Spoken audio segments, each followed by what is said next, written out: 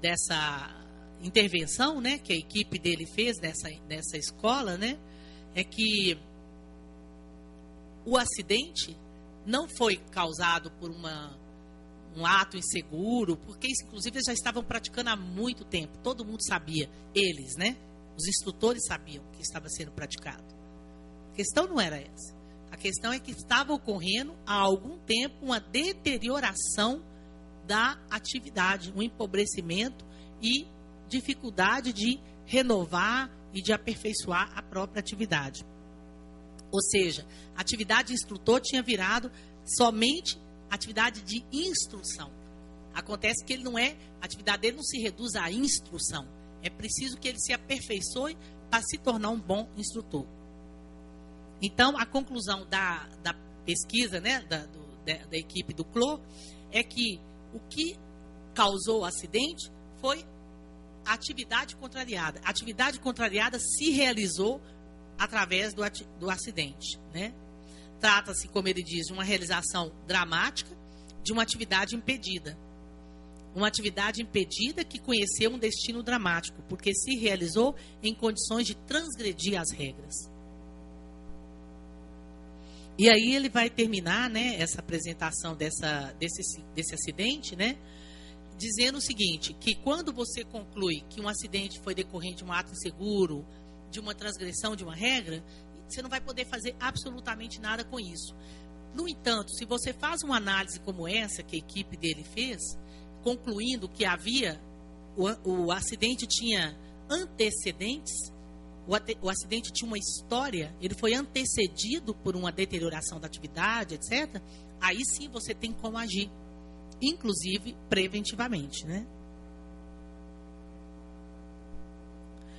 Bom, eu vou finalizar a minha fala para a gente partir para o debate, né?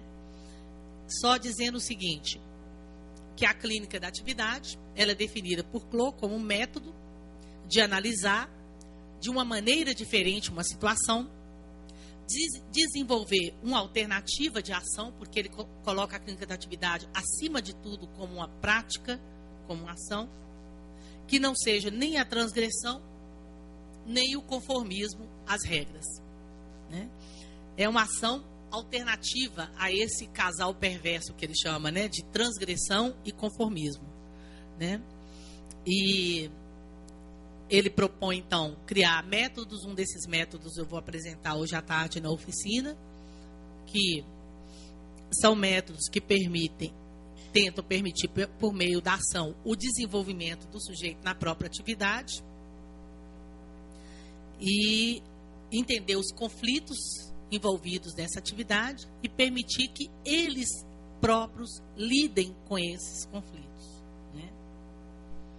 E disso eu vou falar hoje à tarde, mas queria deixar também uma mensagem, porque eu falei de atividade impedida de uma maneira, inclusive esse exemplo do acidente, né? Como é que uma atividade impedida pode culminar num drama, né? Num acidente, e não necessariamente é assim. A atividade impedida ou contrariada não necessariamente culmina num drama, num acidente, etc. Ela também pode atiçar a curiosidade, a criatividade das pessoas, a inventividade, né?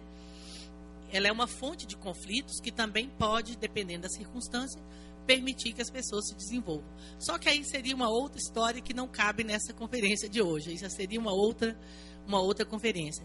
Para o tema, né, da minha fala de hoje, eu vou deixar, então, essa dupla conceitual, né, que a clínica da atividade nos oferece, que é o real da atividade e o gênero de atividade, mostrando como é que a gente pode operar com essa dupla conceitual para compreender os acidentes de trabalho. Eu espero que eu tenha conseguido passar a minha mensagem, mas vai ter um momento de debate e aquilo que não tenha, porventura, ficado claro, eu vou fazer o possível para esclarecer. Obrigada pela atenção de vocês.